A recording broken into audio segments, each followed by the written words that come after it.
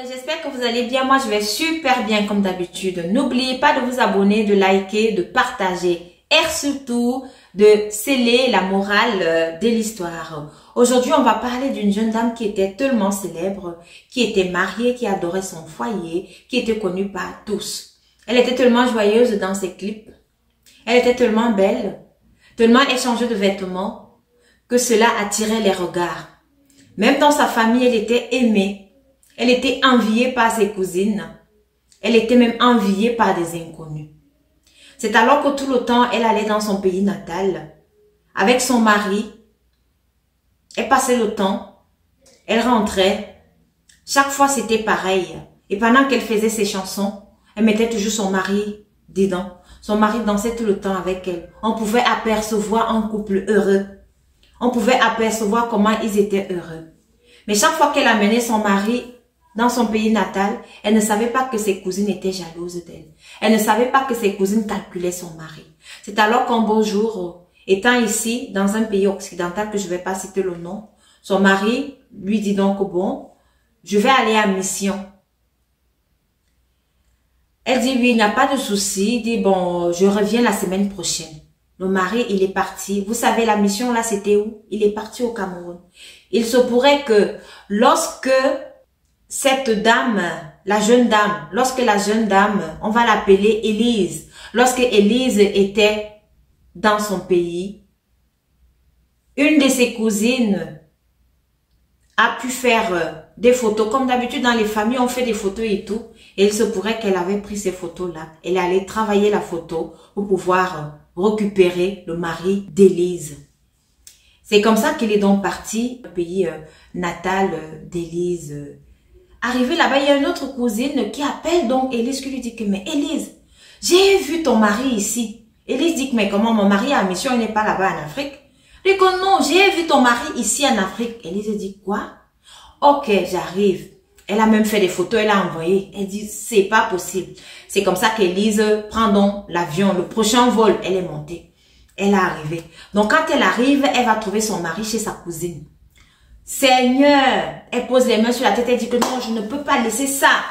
Elle a appelé toute la famille dit que non, je ne peux pas laisser ça. Ma cousine, elle m'arrache mon mari. Elle m'arrache mon mari. Le mari, le monsieur, il était comme s'il était perdu. Lui, il ne comprenait même rien de tout ce qui se passait puisque la fille avait déjà pris sa tête. Donc, pour lui, là, c'était qu'il avait déjà trouvé sa femme. C'est la femme-ci, là, alors, qui est vraiment sa femme. Lorsqu'Élise s'en va, donc, elle tire son mari que non, aujourd'hui, on va rentrer. On rentre aujourd'hui, on prend le prochain pour rentrer.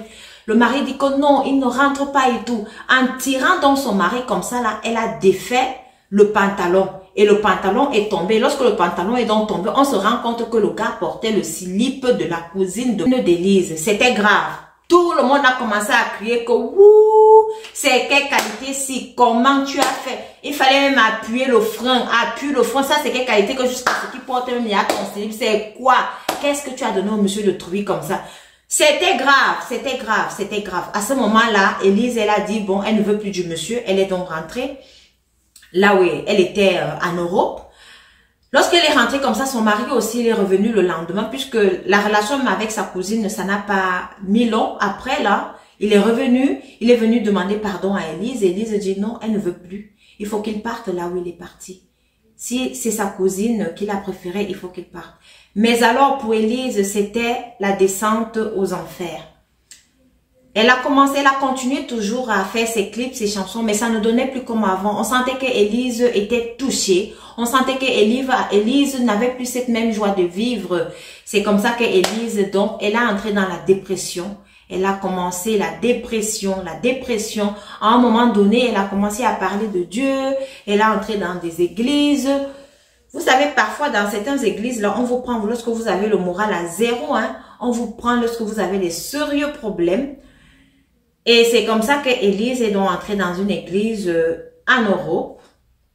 Elle était toujours avec les édifices de l'église, par-ci, par-là. Elle parlait, elle disait des trucs qui parfois n'avaient pas de sens et tout. On sentait que la vie d'Élise était foutue, c'était terminé. Donc, juste pour dire que nos jeunes sœurs là, nos jeunes sœurs qui amènent souvent leur mari en Afrique là, suivez vos maris parce qu'on ne sait jamais. Il suffit seulement d'un moindre geste d'inattention et votre mari est parti. Parce qu'on ne sait pas, on dit qu'on ne sait pas comment sa cousine avait fait. Et votre mari est parti comme ça. Donc, lorsque vous descendez avec vos maris ou alors lorsque vous êtes en famille avec vos maris, surveillez vos maris, on ne sait jamais. Parfois, il y a des cousines qui sont là. Elle est avec toi, elle est contente et tout, elle salue ton mari, elle cause. Mais tu ne sais pas que celle-là dans son cœur, peut-être elle est en train de calculer ton mari. Donc, il faut faire attention. Il faut vraiment faire attention parce qu'on ne sait jamais. Donc, j'espère que vous avez aimé et que vous avez décelé la morale de l'histoire. Merci de m'avoir écouté et rendez-vous à la prochaine vidéo.